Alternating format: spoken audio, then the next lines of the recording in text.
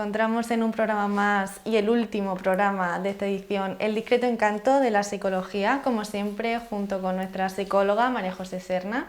Hoy también nos encontramos con dos invitadas especiales, María e Inma, y es que hoy vamos a hablar de un tema bastante complejo que hemos hablado ya en anteriores programas, como son las enfermedades raras, y es que ambas pues padecen una de ellas. Ambas padecen una enfermedad rara. Tiene este término ya que afecta a 5 personas de cada 10.000 habitantes, por lo menos en terminología europea. Y vamos a hablar de una enfermedad que afecta a todo lo que es el intestino y el estómago, y es una inflamación de toda esta parte del cuerpo. Así que, si quieren, María José, empieza a explicarnos en qué consiste estos 3 tipos de enfermedades que afectan a todo lo que es nuestro intestino. Yo esta vez, si me lo permitís, me voy a mantener un poquito más atrás, porque quiero darle el protagonismo sobre todo a nuestras invitadas. Sí que tengo que decir que las enfermedades del aparato digestivo no solamente se centran en el estómago. El aparato digestivo empieza en lo que es en la lengua, en la misma boca, y termina en el ano. O sea, fijaos toda la extensión de enfermedades o de debilidades que podemos tener en el aparato digestivo. Aquí vamos a trabajar hoy, o vamos a hablar con ellas sobre todo de las enfermedades que en este caso tienen ellas, y no me voy a excluir porque, fíjate, hablando un poquito antes de empezar el programa con ellas, yo tengo una de las enfermedades, o la tuve hace unos 7 o 8 años, ahora ya estoy otra vez regulada, espero que no se vuelva a activar, que fue el colon irritable. María, en el caso de María, es el colitis ulcerosa, y en el caso de Inma, el Crohn. En el caso mío voy a adelantar solamente unas pequeñas pautas de qué cosas me ocurrían a mí. La incomodidad, sobre todo, una de las quejas enormes era sobre todo el poder hacer una vida normalizada cuando salgo de casa, porque muchas veces en el caso mío había pues como una especie de retortijones según un poco de alimento, una bebida o algo que pudiera tomar, que activaba todo, y claro, tenías que ir al baño inmediatamente donde fueses, con unos cólicos tremendos. Muchas veces no te da tiempo ni a llegar. Entonces, eso por un lado, es la incomodidad que al final te debilita y dejas de salir al restaurante, dejas de salir al sitio donde sabes que puedas tardar en casa para evitarte ciertos malos momentos. Entonces, esa fue mi parte. Dejas de hacer deporte, no puedes salir de senderismo, no puedes hacer ciertas cosas por miedo al que dirán, o al que te vean, o la vergüenza, o la llamar la atención. A nivel de alimentación fue también, pues eso, empezar a tomar la comida mucho más comida de hospital, como digo yo, suave, a la plancha, dieta blanda, y con una medicación que lo que hacía era disminuir la inflamación de mis intestinos. A nivel físico también se puede observar la tripa mucho más hinchada y las molestias propias de no flatulencias, porque eso sería lo ideal, poder eliminarlas, y sobre todo la parte de tus heces, de ir al cuarto de baño. Y además un dolor relativamente constante, con lo cual eso te merma en un cansancio día a día, y te merma en un estado de mal humor, ansiedad, y muchas veces pues llegas a tocar pautas depresivas. Pero en este caso, sí. Hay que especificar que ambas, o sea las 3, habéis padecido una de estas enfermedades en distintos niveles, que sería, empezando por José, que sería el nivel más bajo, por así decirlo, que sería en el colon irritable, que hoy en día la padecen el 11% de la población total, es decir, que tampoco la padece muchísima gente. En segundo nivel tenemos el caso de María, que sería colitis ulcerosa, y ya por último sería la enfermedad de Crohn, que es la misma enfermedad pero a un nivel más elevado, sería el último. O sea, tendríamos aquí los 3 niveles. Así que, si quieres, María, sigue explicando tu experiencia. Sí, en mi caso me detectaron colitis ulcerosa, que es una enfermedad autoinmune que afecta solo al intestino grueso o colon, que lo que hace es que tu propio cuerpo ataca al aparato digestivo, en este caso solo el intestino grueso, haciendo pequeñas úlceras. A mí me lo detectaron a los 14 años, era muy joven, con lo cual había una absoluta explosión de hormonas, entonces era muy difícil de controlar y de medicar, dar con la medicación exacta. Entonces, lo que a mí me hicieron es hacerme pruebas, que suelen hacer una colonoscopia para llegar hasta el intestino, y me detectaron la colitis ulcerosa y a raíz de ahí pues te ponen tratamientos para bajar tus propias defensas para que no te ataquen. ¿Y en tu caso, Inma? En mi caso, el Crohn afecta lo que es todo el sistema digestivo, boca, esófago, estómago, intestino delgado, grueso y recto. Y en mi caso yo empecé a los 17 años, en el año 99, y bueno, yo fue que caí mala de repente, me ingresaron y di muchas vueltas en el ingreso, me hicieron muchas pruebas, pero a mí lo último que me hicieron fue la colon. ¿Por qué? Sí, o sea que tarda bastante en darse el diagnóstico final. Sí, bueno, sobre todo porque era muy joven, pensaron que no iba a ser eso, que iba a ser otra cosa, porque eso solo se daba en personas mayores, cuando yo empecé. Sí, claro. Y entonces lo último que me hicieron fue la colon y la sorpresa fue que sí que tenía Crohn. Pues fíjate, un dato muy importante que he leído, al menos del colon irritable, es que se da sobre todo en una población bastante joven. O sea que a lo mejor es por diagnóstico tardío, en tu caso, por ejemplo, de la enfermedad de Crohn. Pero hoy en día los datos que tenemos serían esos. Así que explicarnos si habéis tenido algún problema en el diagnóstico o tardío, o si os sentisteis perdidas. En mi caso, por ejemplo, tuve la suerte, por así decirlo, que mi familia está en el mundo de la medicina y yo, por ejemplo, noté síntomas, a mí me la detectaron en 2007, con 14 años, pero aún ahí fui el primer caso de niña joven en Murcia, con lo cual no sabían si exactamente era colitis ulcerosa, porque como solo sabían, como había dicho mi compañera, dado en adultos, no lo relacionaban. Entonces yo tuve síntomas, que los primeros síntomas que tuve son dolores de barriga y sangrado en las heces. Yo fui un mes de mayo y a mí no me diagnosticaron nada, o sea, no aparecía nada en las pruebas, y el mes de julio fue cuando dio la cara, o sea, cuando me hicieron otra vez las pruebas y realmente estaba todo afectado, que en mi caso la colitis ulcerosa puede ser continua y en mi caso está afectado todo el colon, que era pancolitis. De un mes a otro saltó todo.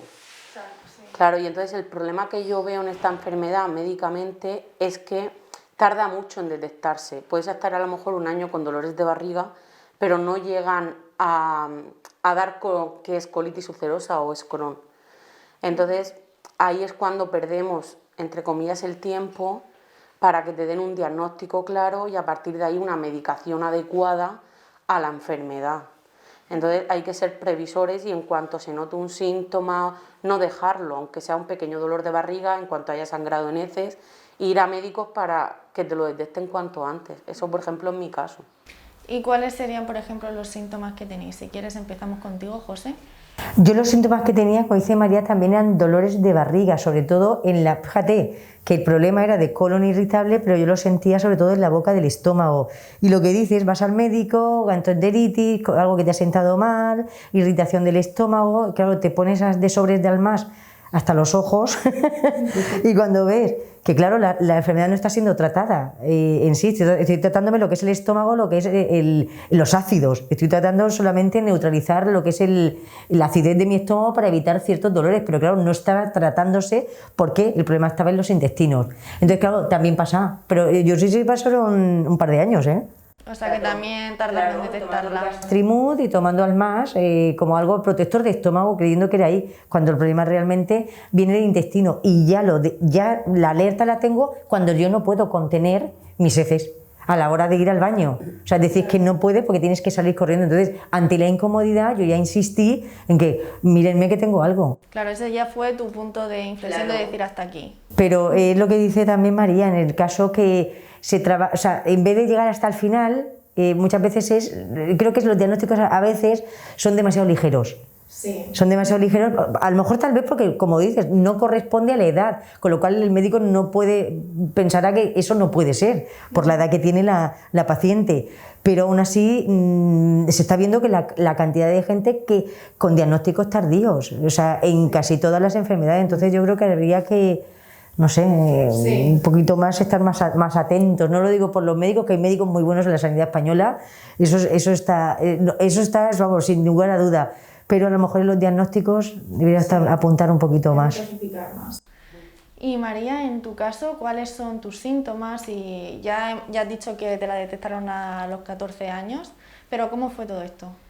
Yo empecé con dolores de tripa, yo iba al colegio con dolores de tripa y me acuerdo que el primer síntoma así grande que tuve, que ya no eran dolores de tripa, es sangrado en las heces.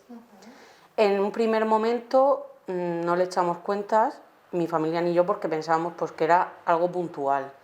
Yo me fui de viaje de estudios, te estoy hablando de tercero de la ESO, y cuando volví de viaje de estudios, en las fiestas de aquí de Albatera de moros y cristianos, fue ya sangrado solo, sin heces, es decir, solo tiraba sangre. Entonces al final, claro, es algo que acarrea un cansancio, el no poder salir, el no tener ganas de hacer nada. Entonces ya fue cuando fuimos al médico porque no se cortaba la sangre. Sí. Entonces al final te afecta a todo, a tu vida, todo lo que relaciona con actividad física, salir con los amigos. Luego sí que es cierto lo que ha dicho María José, que es incontinencia a la hora de hacer heces, o sea, no puedes controlar el esfínter, se debilita y no lo controlas. Entonces, eso sería un poco de las sintomologías que yo he tenido.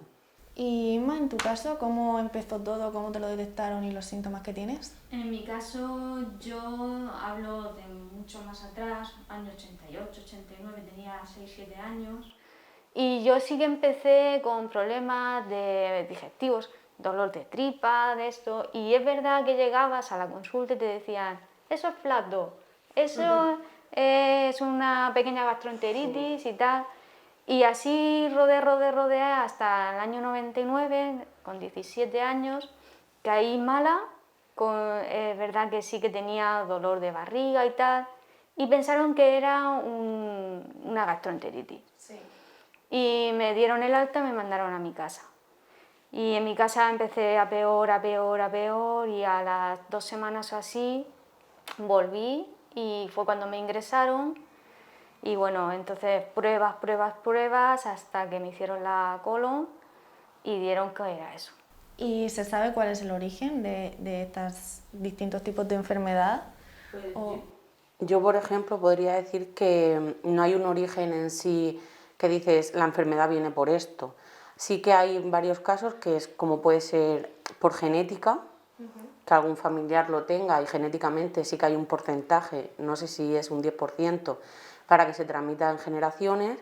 También está el estrés, la alimentación que tenemos hoy en día, con muchos pesticidas, etcétera, todo muy con grasas saturadas, sí. Pero no hay un origen que digas las enfermedades inflamatorias vienen a causa de esto. De hecho, en los países subdesarrollados no hay índice de estas enfermedades, con lo cual nos lleva a pensar que es el estilo de vida que llevamos aparte de la parte genética o el porcentaje genético que puede haber. ¿Y el tratamiento que tenéis hoy en día es específico o otra cosa que también hay que nombrar es que no hay cura, o sea, esta enfermedad es crónica?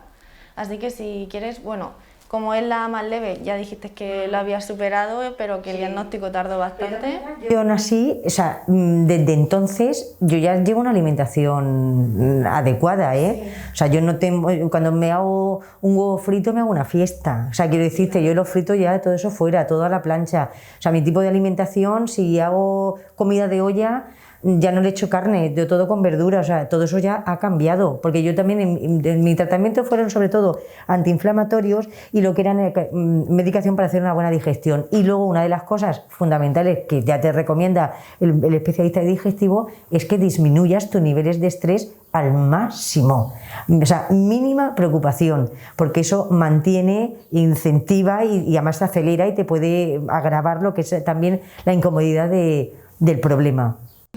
¿En tu caso? En mi caso yo empecé con medicación química, por así decirlo, y hoy en día estoy con medicamentos biológicos. Los medicamentos biológicos ayudan mucho más al cuerpo que los químicos, favorecen a que no tengas tanta sintomatología o enfermedades adheridas. Ahora mismo estoy con Vedocilumab, que me lo doy cada mes, pero aparte del tratamiento médico, también he de decir que tenemos que seguir unas dietas. No una dieta restrictiva, por ejemplo, en mi caso, pero sí que me tengo que olvidar, como ha dicho María José, de fritos, Por ejemplo, nunca he probado el alcohol porque es algo que excita el intestino. Chocolate, cuando como algo de chocolate, como decía yo con los huevos fritos, es una fiesta. Las grasas saturadas, las mínimas. Y en mi caso, por ejemplo, también me sientan mal los caldos o algún tipo de verdura muy flatulenta. Sí. Pero también es cierto que en cada caso tienen que probar toda la medicación, toda la comida, sí, para ir viendo lo que les sienta mal o bien. O sea, en esta enfermedad no hay una dieta para todos los pacientes. No hay un patrón concreto. No hay un patrón. Cada paciente tiene que ir probando, pero sí que es cierto que las comidas excitantes, picantes o alcohol, te dicen que... Y los refrescos, carbonados, bueno... Que los suprimas. Y en el caso de mi compañera... ¿Inma? Yo llevo la misma medicación que ella, pero con el añadido de que a mí con la enfermedad de Crohn se me despertó una enfermedad que llevaba en el nacimiento, se llama neutropenia autoinmune. Se refiere a la serie blanca, o sea, los leucocitos, los neutrófilos, las defensas de tu cuerpo, que no las reconoce como mías y yo misma me las ataco, yo misma me las elimino. Entonces tengo un problema ante eso, ante la medicación, porque esa medicación baja las defensas. Claro, sumarle que tú tampoco tienes a esa medicación se hace... Te quedas sin defensas, absoluto, sí, claro.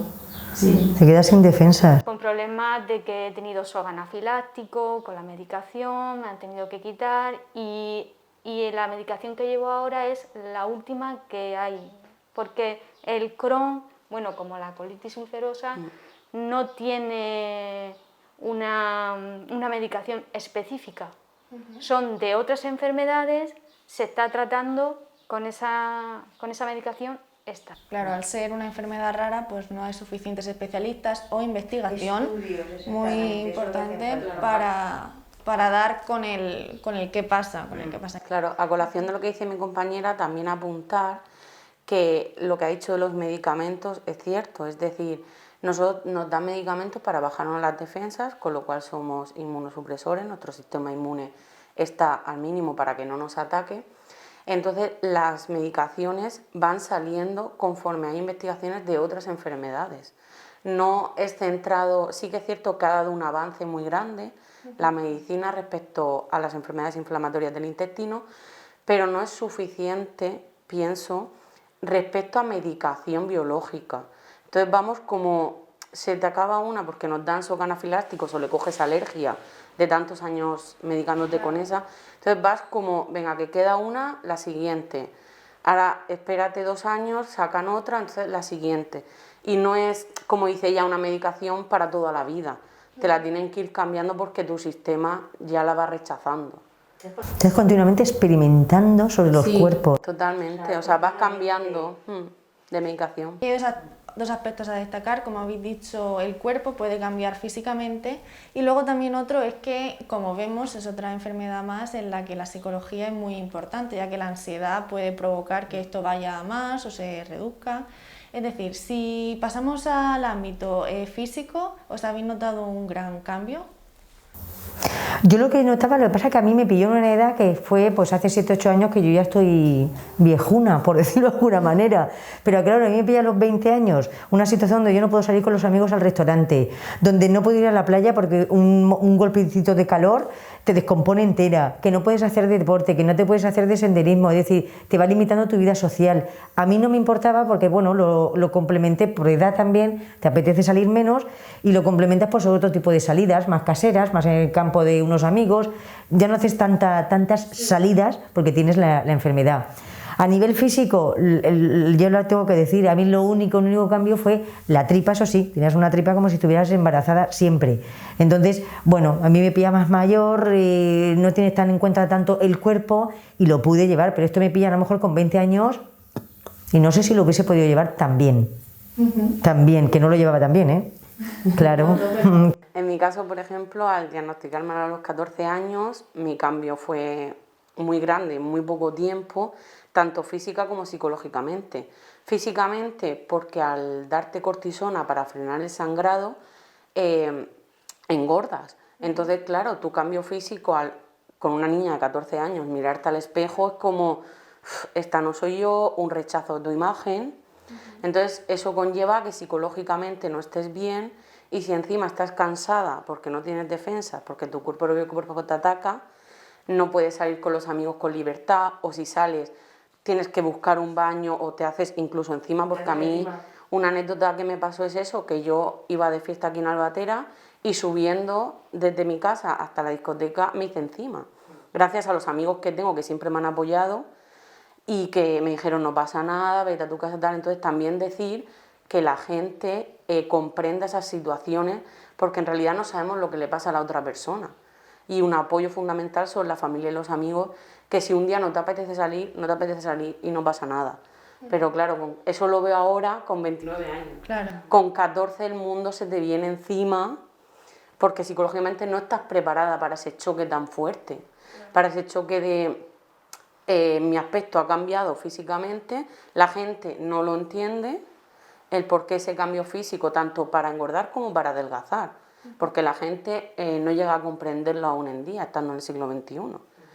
Y luego psicológicamente te apetece irte a la playa, no puedes porque te da el sol y no puedes estar al sol, te apetece ir a hacer, como decía María José, senderismo y no puedes, te apetece hacer actividad física para bajar peso y te encuentras tan cansada que a lo mejor no te apetece ni levantarte de la cama. De hecho yo perdí 2 años lectivos, entonces eso me retrasó y fui con una generación 2 años más pequeña que yo para estudiar, pero como yo por suerte tenía un apoyo muy grande en la familia y en los amigos, supe ir para adelante. Sí. Y también el apoyo psicológico de profesionales que tuve, porque sí que es cierto que la institución pública en ese momento no me ofreció un psicólogo para tratar mi enfermedad. En Murcia sí que hay grupos que hablamos de paciente a paciente, pero profesional psicológico en ese momento no estaban para ti solo. Sí. Entonces yo tuve que recurrir, en este caso a María José, psicología privada. Sí, exacto. Y es muy importante recurrir a profesionales. ¿Y en tu caso, Inma? Yo en mi caso me vi muy perdida. Tenía 17 años, nadie me explicó qué era esto. A mí me dijeron vida normal y yo pues no sabía. Luego conforme te vas viendo tu evolución, dices tú, no me encuentro como antes, o no, mi vida normal, la vida normal se te termina, o sea, es un gran cambio. Yo, por ejemplo, como ella sí que tuvo un gran apoyo en la familia y todo, pero por ejemplo la mía no, porque es eso, porque nadie te dice vamos a explicar esto, y a tu familia también, porque es muy importante que tu familia entienda lo que tú tienes, ya independientemente de lo que piensen los de fuera, porque el apoyo de tu familia es muy importante. Claro. Y no lo tuviste en ese caso porque no sabía básicamente cómo hacerlo. Exactamente, sí. Es decir, que ninguna de vosotras obtuvo un apoyo psicológico de la Seguridad Social al tener el diagnóstico nuevo, ¿no?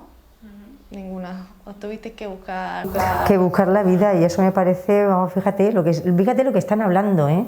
O sea, personas tan jóvenes y que estuviesen, en el caso de María, como dice, yo he tenido familiares que pertenecen a la sanidad y le han ido informando y le han ido marcando más o menos el camino, porque si os dais cuenta, o sea, van a salto de mata con la enfermedad, incluso a la hora de tratarla. O sea, no hay una medicación específica, vamos, o sea, conforme con las investigaciones que van surgiendo. Entonces, fíjate, en el caso de Isma, totalmente desconocida, y además me llama la atención que es que me ha dolido al escucharla ahora mismo, que es haz una vida normal sin un apoyo de un especialista que te puede acompañar en este proceso tan duro, sin información. O sea, te trabajo la enfermedad dentro de lo que pueden y para casa. Entonces, claro, el sistema, yo creo que ahí sí que hay una falta, sobre todo de especialistas. Me debo ya sean psicólogos, sociólogos, trabajadores sociales, educadores, terapeutas ocupacional, que den ese apoyo realmente que lo necesitan, claro, que lo necesitan para no ir tan perdidos. Que también apuntar que sí que hay especialistas en la salud social, hay psicólogos, pero sino que no hay especialistas psicólogos en nuestra enfermedad. Es decir, ese apoyo no lo tenemos porque a lo mejor los mismos psicólogos no saben realmente cómo ayudarte para justo esa enfermedad. Y también es cierto lo que decía ella, que los familiares tienen que saber lo que tienes, porque si no, no te pueden ayudar. Entonces nosotros también, gracias a mi madre que se informaba por también organizaciones que hay de las enfermedades como ESACU España, que te ayudan mucho, pero te tienes que ir ya a cosas externas. Sí, eso es lo que iba a abarcarlo, digo, la importancia de las asociaciones, que al final el déficit que no tiene a lo mejor el sistema en nuestro país lo van a contrarrestar a través de las asociaciones, donde ahí, claro, normalmente suelen ser personas y familiares de afectados que, claro, están súper interesados en saber el conocimiento de la enfermedad, tratamiento y luego ver sobre todo los déficits, a lo mejor en el acompañamiento psicológico. Entonces intentan suplir lo que es la deficiencia del sistema. Hay muy buenas asociaciones, yo las recomiendo porque incluso en algunas de ellas se han ido descubriendo, porque todo el mundo desde sus casas intentan investigar para que vaya, y claro, lo ponen en común ahí. Que fíjate, lo ponen en común en la asociación, que es lo ideal, porque muchas veces en el sistema también sanitario, o sea, es decir, no todos los médicos a lo mejor están en distintas provincias y no todos están especialistas en un tema en concreto. Tú imagínate que a lo mejor el de Crohn hay una eminencia en Asturias, pues aquí a lo mejor no lo tenemos, entonces que podría haber a lo mejor, no sé, mayor colaboración, no colaboración, porque colaboración entre los médicos, vamos, se vuelven locos y sobre todo con estos temas, sobre todo en el sistema sanitario de hay uno allí, hay casos, derivarlos otra vez al médico o preparar a más médicos en esas especialidades. Sí, ahí nos quedamos un poquito. Y por ejemplo, si hablamos más de la psicología, no soy especialista, pero imagino que puede ser, pues, provoca o bien o ansiedad o unas bajadas de, pues de estar, el shock ese de decir ha cambiado mi vida, porque al final es lo que habéis dicho, o sea, cambia tu vida. Entonces, claro, y más si ocurre en una etapa de adolescencia, donde, que aparte ya estás perdida de por sí, porque es una etapa bastante loca, se le suma esto, pues María José, ¿cuáles serían, qué harías tú en estos casos? Fíjate, escuchar los casos de ella, que os van a resumir rápidamente cuál es la problemática psicológica, que es lo que hablaba antes María, sus problemas, especialmente a la hora de salir a la calle, de que no te pase la vergüenza, de que no te sientas en ridículo porque has sido el centro de atención, pues porque a lo mejor lo que tú has dicho, que tengo que salir corriendo o tengo un gran dolor o tengo ansiedad o cualquier cosa. Entonces, el hecho de dar visibilidad y que conozcamos esta enfermedad, entonces llegaría un momento que tú ves a una persona al lado, como cuando ves a un diabético en un restaurante que termina de comer y lo está pinchando. Antes llegabas al restaurante, se está pinchando, algo como era raro. Ahora ya, como todos lo conocemos, es algo normalizado. Y yo creo que normalizar más la enfermedad haría también que estos niveles de incomodidad psicológica también se dieran en disminución. ¿Por qué? Porque si me pasa algo y sé que nadie me va a mirar, nadie se va a reír o me voy a sentir ridícula, el momento lo paso el trance lo paso con mayor facilidad. Al final siempre venimos a lo mismo, a no juzgar. A no juzgar, claro. Y luego... No, yo a colación de lo que ha dicho ella, es cierto lo de no juzgar, o sea, no mirar a otro en plan, mira, tal, no. Es decir, darle visibilidad a la enfermedad y decir que pasamos por momentos muy difíciles, como bien has dicho, de ansiedad, de cuadros de ansiedad, de qué me está pasando en mi cuerpo, no puedo controlarlo, necesito una persona profesional que me ayude a gestionar todas esas emociones, y más cuando eres adolescente. Entonces yo sí que invito a la gente a que ayude a esas personas, tanto con otras enfermedades como con otras, para que psicológicamente se encuentren mejor. Y también, ahora viéndolo desde una perspectiva que ya ha pasado mucho tiempo y tengo la enfermedad muchísimos años, también lo veo como más positivo. Entonces, la gente que tenga mi misma enfermedad, que sea positivo.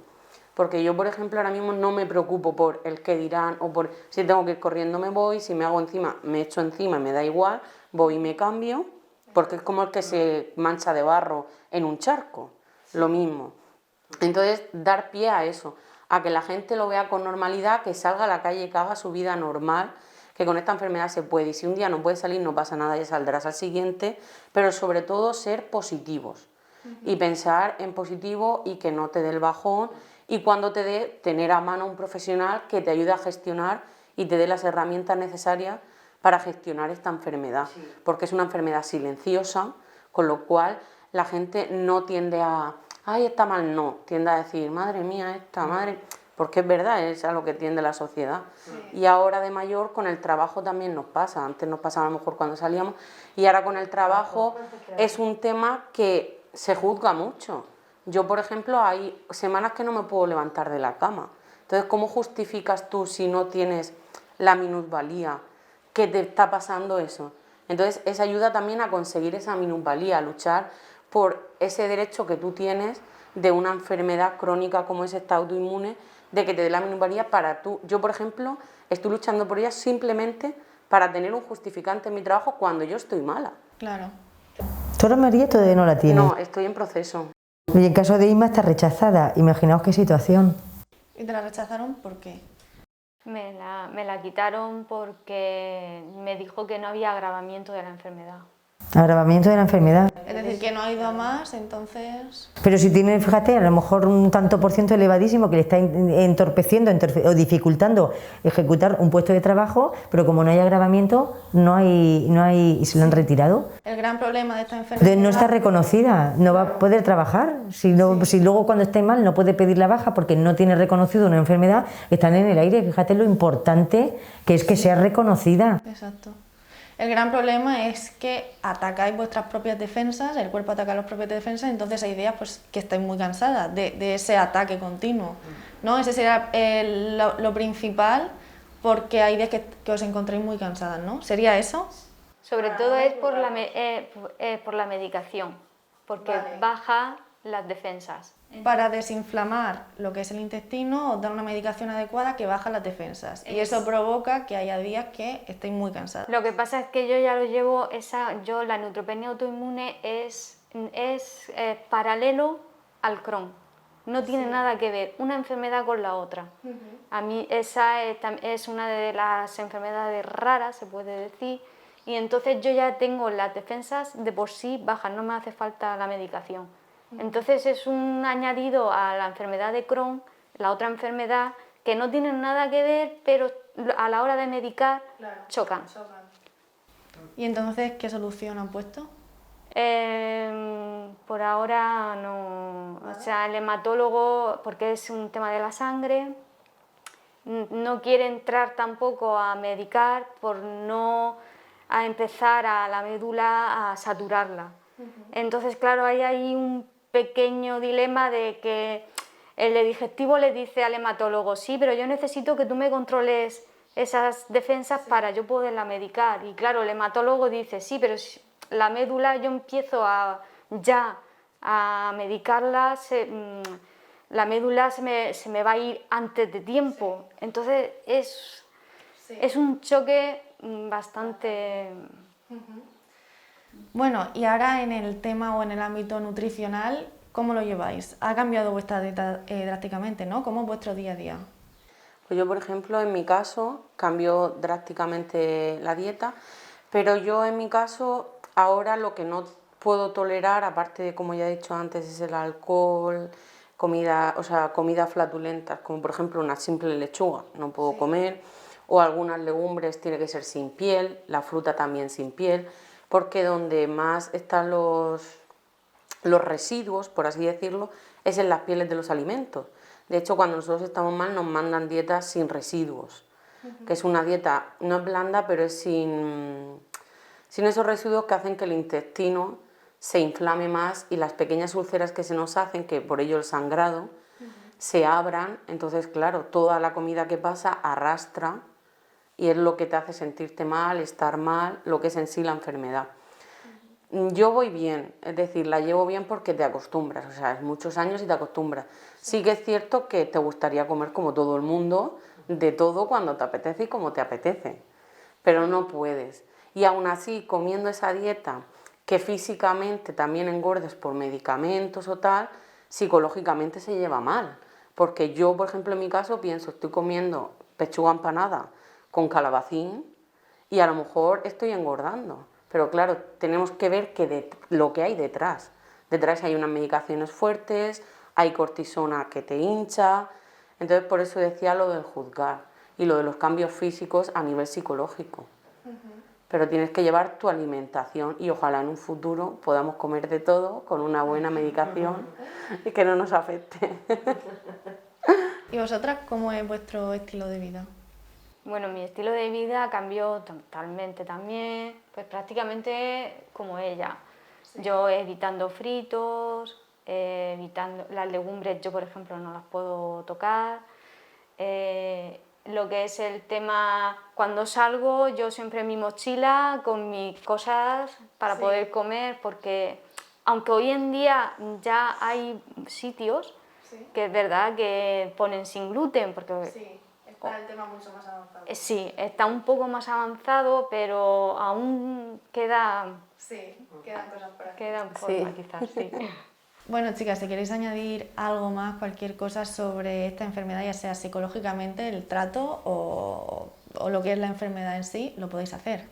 Pues yo decir que aunque a esta enfermedad le falte mucho camino por recorrer para que sea visible, totalmente visible y normalizada en la sociedad, decir a la gente que tenga esa sintomología que vaya a un hospital, que le vean profesionales, y las que ya lo tengan y no sepan cómo solucionar o cómo gestionarla, por favor que pidan ayuda profesional psicológica, porque da un paso y te ayuda muchísimo, y que no tengan vergüenza en pedirla ni en contactar con gente que tenga su misma enfermedad, aparte de la ayuda profesional que pueden dar en este caso, porque a mí me ayudó mucho el hablar con gente que ya la tenía de muchos años, aunque no sea igual, porque no hay ni una medicina igual para todos, ni una dieta igual para todo paciente, es un mundo, pero te ayuda mucho el hablar, el dar normalidad. Yo a todo el mundo que me pregunta, yo le cuento mi caso, mi enfermedad, la normalizo con la gente de mi alrededor. Claro. Eso para mí es lo más importante, normalizarlo. Sí, al final no pasa nada. Exacto. Exacto, hay que verlo con normalidad y positividad y de la mejor forma posible. Exacto, hay que convivir con ella, es una cosa que tenemos y ya está, o sea, no tiene más. Pues muchas gracias, chicas, de verdad, por abrirse en el programa y contarnos toda vuestra experiencia. Habéis sido muy valientes, en verdad, en hacerlo. Y nada, de verdad, que muchas gracias a las tres. Gracias a ti.